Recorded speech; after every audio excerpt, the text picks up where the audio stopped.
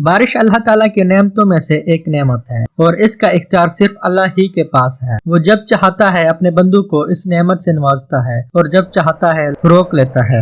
اور ارشاد باری تعالیٰ ہے، اور ہم بھیجتے ہیں بھوجل ہوائیں، پھر آسمان سے پانی برسا کر تمہیں پلاتے ہیں اور تم اس کا ذخیرہ کرنے والے نہیں ہو۔ اس کے علاوہ ایک اور جگہ پر ارشاد باری تعالیٰ ہے، وہی تو ہے جس نے تمہارے لیے زمین کا فرش بچھایا، آسمان کی چھت بنائی، اوپر سے پانی برسایا اور اس کے ذریعے سے ہر طرح کی پیداوار نکال کر تمہارے لیے رزق بہم پہنچایا۔ بس جب تم یہ جانتے ہو تو دوسروں کو اللہ کا مد مقابل نہ ٹھہراؤ۔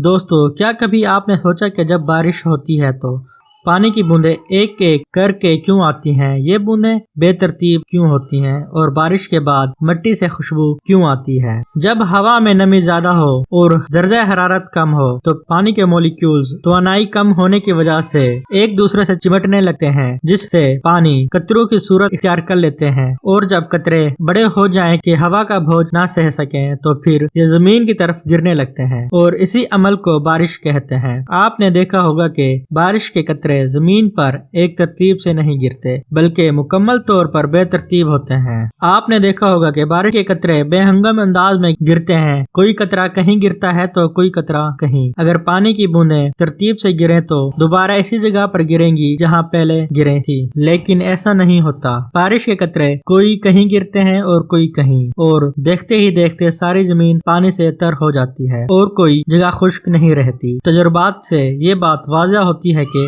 آپ کبھی بھی کسی بارش کا سیمپل لے لیں اور اس کا تجزیہ کریں تو آپ دیکھیں گے کہ کسی بھی ڈیمینشن میں کوئی پیٹرن نہیں ہوگا اور یہ قطرے مکمل رینڈم ہوں گے، یعنی کوئی قطرہ کہیں گرے گا اور کوئی کہیں۔ صرف تیز بارش دیکھنے میں ایسا لگتا ہے کہ بارش کے تمام قطرے ایک ہی قطار میں گر رہے ہیں۔ اس کی وجہ یہ ہے کہ اگر ہوا ساکن ہے تو قطرے عموداً گرتے ہیں، ہوا ہلکی ہے اور ایک ہی طرف چل رہی ہے تو قطرے بھی سارے اسی سمت جا کر گریں گے، اور ہوا بگولے کی طرح چل رہی ہے تو پانی کے قطرے بھی بچھاڑ کی صورت میں ہوا کے ساتھ ساتھ تبدیل کرتے رہیں گے۔ اس کے علاوہ بارشوں کے موسم میں جب بارش کی پہلی بوند گرتے ہی ماحول مٹی کی بھینی بھینی خوشبو سے مہک اٹھتا ہے جو ہر شخص کو محسور کر دیتا ہے۔ دراصل یہ خوشبو ایک بیکٹیریا کی وجہ سے پیدا ہوتی ہے جسے اینٹی نوموسائٹس کہتے ہیں۔ یہ بیکٹیریا اس وقت نشوما پاتا ہے جب اسے نمی اور حرارت ملتی ہے۔